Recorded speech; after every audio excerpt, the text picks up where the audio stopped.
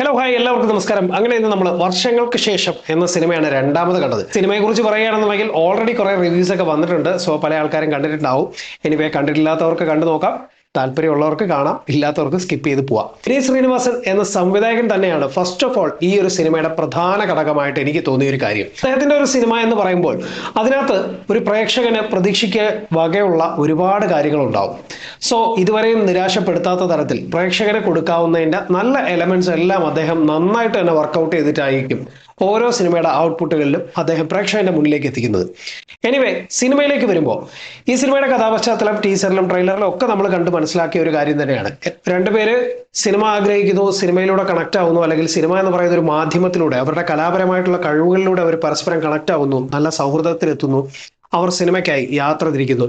ജീവിതത്തിൽ ഏറ്റക്കുറച്ചിലുകൾ പല ആൾക്കാർക്കും ഉണ്ടായേക്കാം. പക്ഷേ ഒരു സുഹൃത്ത് എന്ന് പറയുമ്പോൾ തീർച്ചയായും എപ്പോഴും എങ്ങനെയും കൂടെ ഉണ്ടാവും എന്നുള്ളതാണ്. അത്തരത്തിലുള്ള സൗഹൃദങ്ങളാണ് ജീവിതത്തിൽ പലപ്പോഴും നമ്മൾ മിസ് ചെയ്യുന്നതും ചിലപ്പോൾ കിട്ടിയാൽ പോലും നമ്മൾ അത് തിരിച്ചറിയാതെ പോകുന്നത്. അത്തരത്തിലുള്ള നല്ല സൗഹൃദങ്ങളെ തിരിച്ചറിയുക എന്നുള്ളത് കൂടി ഈ സിനിമയിൽ ഒരു പ്രധാന ഘടകമാണ്.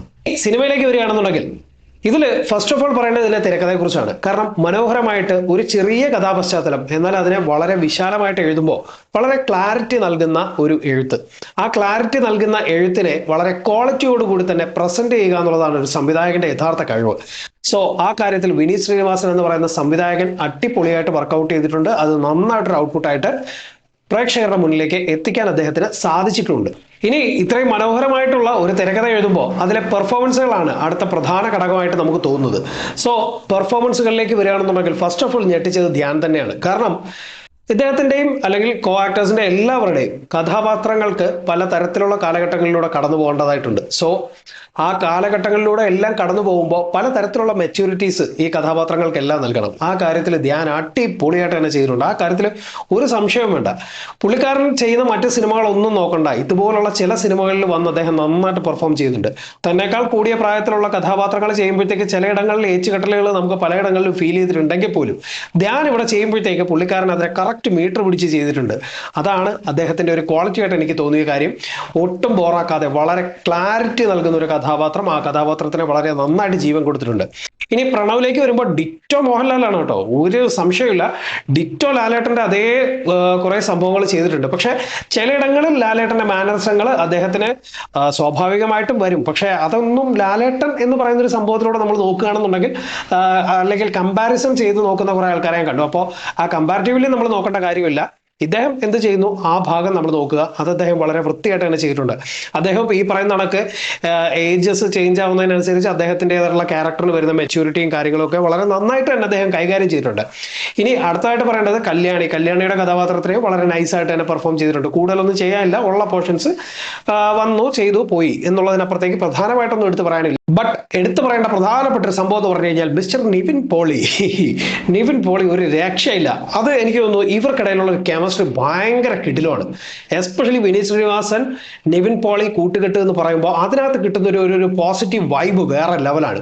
ആ കാര്യത്തിൽ നിവിൻ പോളിയുടെ ഒരു വമ്പൻ തിരിച്ചുവരവെന്ന് വേണമെങ്കിൽ പറയാം. കാരണം അത്ര കിടിലോട്ടാണ് പുള്ളിക്കാരൻ്റെ ആ ഒരു ക്യാരക്ടർ ചെയ്തു വെച്ചിരിക്കുന്നത്. വളരെ എക്സെൻട്രിക് ആയിട്ടുള്ള ഒരു കഥാപാത്രം. ആ കഥാപാത്രത്തിന് എങ്ങനെയൊക്കെ പെർഫോം ചെയ്യാവോ അത് വളരെ ബ്യൂട്ടിഫുൾ ആയിട്ട് പുള്ളിക്കാരൻ ചെയ്തിട്ടുണ്ട്. യാതൊരു സംശയമില്ല.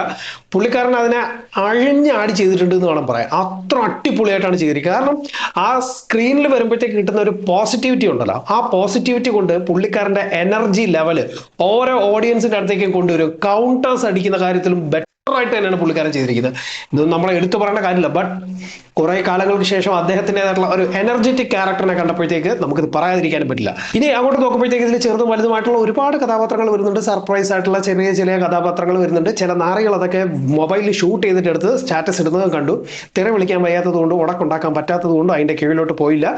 എന്നിട്ടും മനസ്സ് വിഷമിച്ച് ഒടുവിൽ തിയേറ്റർ ഉടമകളിലോട് ചെന്ന് പറഞ്ഞു. അവരാരും മൈൻഡ് ചെയ്യാനും വന്നിട്ടില്ല. എനിവേ പോർഷൻസിലേക്ക് പോകുകയാണെങ്കിൽ മ്യൂസിക് ഓറിയന്റഡ് ആയിട്ടുള്ള ഒരു ഏരിയാസ് ഉണ്ട്, കുറേ ഭാഗങ്ങളിലേക്ക് പോകുന്നുണ്ട്. അതുപോലെ തന്നെ ആ ഏരിയാസ് ഒക്കെ വളരെ മനോഹരമായിട്ട് ആ മ്യൂസിക് കൊടുത്തിരിക്കുന്ന കുറെ പോർഷൻസ് ഉണ്ട്. അതിനൊക്കെ വളരെ ബെറ്റർ ആയിട്ട് തന്നെയാണ് ചെയ്തിരിക്കുന്നത്. പിന്നെ അതുപോലെ തന്നെ ഹൃദയത്തിൽ വന്നു പോയിട്ടുള്ള ഒരുപാട് ആക്ടേഴ്സിനെ ഈ സിനിമയിലും കാണാം. അവരെല്ലാവരും വളരെ മനോഹരമായിട്ട് തന്നെ പെർഫോം ചെയ്തു. ഇതിൽ ഫണ്ണി ആയിട്ടുള്ള കാര്യങ്ങളാണ്, അതായത് സീരിയസ് ആയിട്ടുള്ള ഒരു സിറ്റുവേഷനിൽ പോയാൽ പോലും ചെറിയ ചില ഫണ്ണി ആയിട്ടുള്ള എലമെന്റ്സ് ഇവിടെ വളരെ നൈസായിട്ട്, എസ്പെഷ്യലി അജു വർഗീസിന്റെ ക്യാരക്ടറൊക്കെ വരുമ്പോഴത്തേക്ക് പുള്ളിയുടെ അസിസ്റ്റ് ചെയ്യുന്ന അല്ലെങ്കിൽ പുള്ളിയുടെ ജോലിക്കാരനായിട്ട് അല്ലെങ്കിൽ പുള്ളിയുടെ പി ആയിട്ട് കൂടെ നടക്കുന്ന ഒരു വ്യക്തി അടിക്കുന്ന കൗണ്ടറുകൾക്ക് പോലും നമുക്ക് ചിരിച്ച് കൈയടിക്കാൻ തോന്നും. അത്തരത്തിൽ നൈസായിട്ട് വളരെ നാച്ചുറലി ആണ് കുറെ കാര്യങ്ങൾ ഇവിടെ സെറ്റ് ചെയ്ത് പോയിരിക്കുന്നത്. സോ ടോട്ടലി സിനിമ കണ്ടിറങ്ങുമ്പോഴത്തേക്ക് നമുക്ക് കിട്ടുന്ന ഒരു ഫീൽ ഗുഡ് വൈബ് ഉണ്ടല്ലോ, അത് ഭയങ്കര രസമാണ്. അത് ഒരു പ്രത്യേക ഫീൽ തന്നെയാണ് കേട്ടോ. ചിലയിടങ്ങളിൽ നമുക്ക് നഷ്ടപ്പെട്ടു പോയ സുഹൃത്തുക്കളെ ഓർത്തേക്കാം. അതുപോലെ തന്നെ നമ്മുടെ കൂടെ ഉള്ളവരുടെ ഒരു വാല്യൂ നമുക്ക് ചിന്തിക്കാനും ഒക്കെ ഈ സിനിമയിൽ ഒരുപാട് ചാൻസസ് കൊണ്ടുവരുന്നുണ്ട്. ടോട്ടലി നിങ്ങൾ തിയേറ്ററിലേക്ക് പോയി കഴിഞ്ഞാൽ ഒട്ടും നിരാശപ്പെടാതെ ഒരുപാട് ചിരിച്ച് അതുപോലെ തന്നെ ഒരുപാട് ചിന്തിച്ച് നന്നായിട്ട് എൻജോയ് ചെയ്ത് ഇറങ്ങാൻ പറ്റുന്ന മനോഹരമായിട്ടുള്ള ഒരു സിനിമയാണ്. അതുപോലെ തന്നെ ഇതിൽ കുറെ ക്രിഞ്ച് സാധനങ്ങളൊക്കെ എടുത്തു വെച്ചിട്ട് ആ ക്രിഞ്ചിനെ പൊളിച്ചടിക്കുന്നുണ്ട്. അതൊക്കെ അടിപൊളിയായിട്ട് തന്നെ ചെയ്തിട്ടുണ്ട്. ഊക്കെന്ന് പറഞ്ഞാൽ ഒരു രക്ഷയില്ലാത്ത ഊക്ക്, അന്യായ ഊക്ക്. അതിപ്പോ സിനിമയിലുള്ള എല്ലാ മേഖലയിൽപ്പെട്ട നമ്മൾ ചർച്ച ചെയ്തിട്ടുള്ള പല കാര്യങ്ങളും, അതുപോലെ തന്നെ റിവ്യൂവേഴ്സിന്റെ സൈഡ് ആ ഊക്ക് വേറെ, അങ്ങനെ എല്ലാവരെയും ഊക്ക് കൊടുക്കാൻ പറ്റുന്ന മേഖലയിലെല്ലാം നൈസായിട്ട് പ്രണവിനെയൊക്കെ നിർത്തി അതുപോലെ തന്നെ പ്രണവിന്റെ ക്യാരക്ടർ വെച്ചിട്ട് നൈസായിട്ട് ഊക്കിയിട്ടുണ്ട്, ധ്യാനിനെ ഊക്കിയിട്ടുണ്ട്. സോ ടോട്ടലി ഇതിനകത്ത് കുറെ ഏരിയാസ് വരുമ്പോഴത്തേക്ക് അടിക്കുന്ന കൗണ്ടറുകൾ നമുക്ക് പെട്ടെന്ന് കണക്ട് ആവും, ആരെയാണ് എവിടെയാണ് ചെയ്തിരിക്കുന്നത് എന്നൊക്കെ പറയാം. പിന്നെ അതുപോലെ തന്നെ ഇതിന്റെ ഏറ്റവും ക്ലൈമാക്സിനോട് അടുക്കുമ്പോഴത്തേക്ക് ഇവർ രണ്ടുപേരും കൂടെ നിൽക്കുന്ന ഒരു ഏരിയ ഉണ്ട്. അതായത് ധ്യാനും പ്രണവും കൂടെ വന്ന് ഇങ്ങനെ തോളത്ത് കയറ്റി നിൽക്കുമ്പോൾ നമ്മുടെ നാടോടിക്കാറ്റിൽ ഇവർ രണ്ടുപേരും കൂടെ നിൽക്കുന്ന ഒരു ഇമേജ് ഉണ്ടല്ലോ, അത് തന്നെയാണ് കറക്റ്റ് ആയിട്ട് വന്ന് അത് പ്ലേസ് ചെയ്ത് വെച്ചിരിക്കുന്നത്. ഭയങ്കര രസമുണ്ടായിരുന്നു. അപ്പോൾ ടോട്ടലി നിങ്ങൾ നോക്കുകയാണെന്നുണ്ടെങ്കിൽ തീർച്ചയായിട്ടും തിയേറ്ററിൽ തന്നെ കാണാൻ പറ്റുന്ന നല്ല മനോഹരമായിട്ടുള്ള ഒരു സിനിമയാണ് വർഷങ്ങൾക്ക് ശേഷം. സോ കൂടുതലൊന്നും പറയുന്നില്ല, അഭിപ്രായങ്ങൾ വ്യക്തിപരമാണ്. സിനിമ തിയേറ്ററിൽ തന്നെ കണ്ട് വിലയിരുത്തുക. അപ്പൊ കൂടുതലൊന്നും പറയാനില്ല. പുതിയ വീഡിയോസും റിവ്യൂസും റോസ്റ്റ് ചെയ്യുകയായിട്ട് ഞാൻ വീണ്ടും വരും. അതുവരേക്കും നമ്മുടെ ചാനൽ ഇഷ്ടപ്പെടുകയാണെന്നുണ്ടെങ്കിൽ ബൈ ബൈ.